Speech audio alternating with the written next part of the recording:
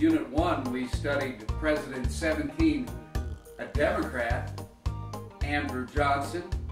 We looked at our 18th president, a Republican, Grant.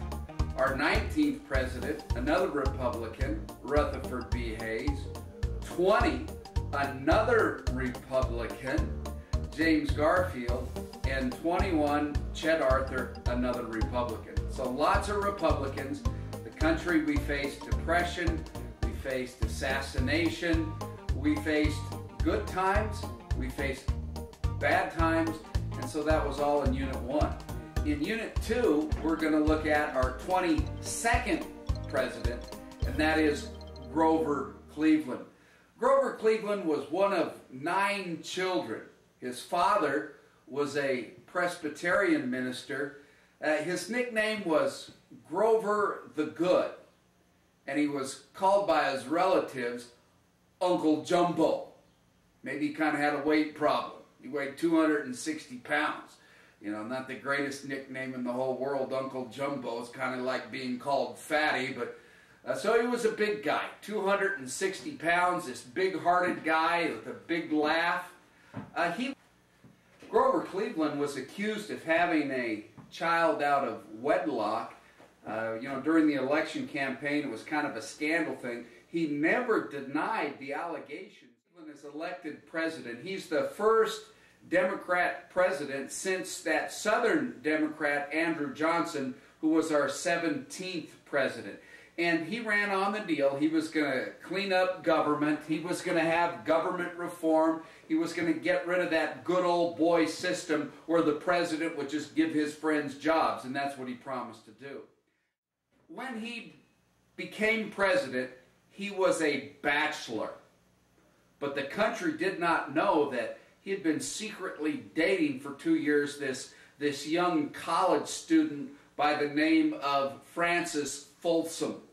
And she was young, 22 years old. So now he becomes president, and during this term, during his first term, he marries this 22-year-old Frances Folsom in the White House. That is the only wedding of a president that ever took place actually in the White House. Now the country went nuts over this young, she was an attractive first lady, kind of like Jacqueline Kennedy when John Kennedy was around.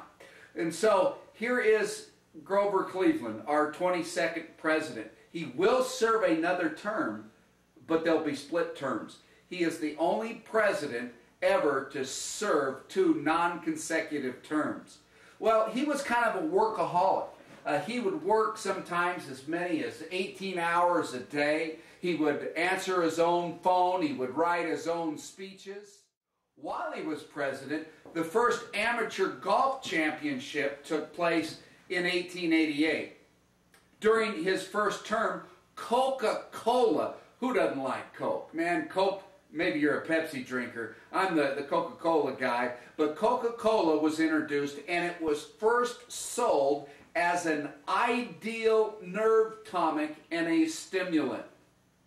During his presidency, Jack the Ripper across the pond, he had murdered 6 people in London in 1888.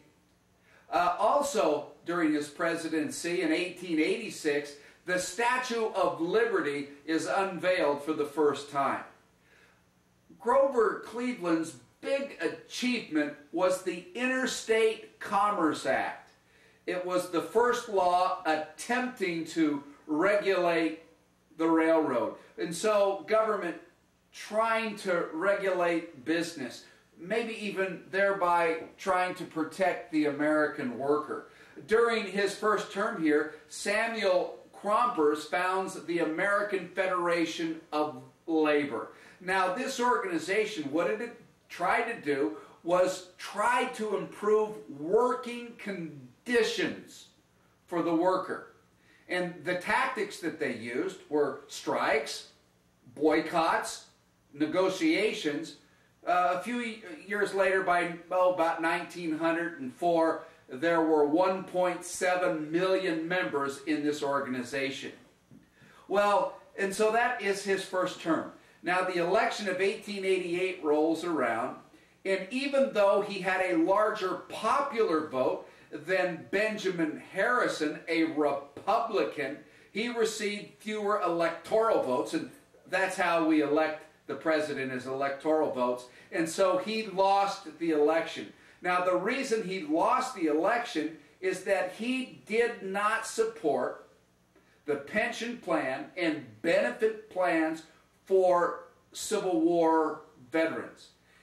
He felt that it wasn't really government's job to do that, and so he lost the support of the Civil War soldiers, and so he is not elected.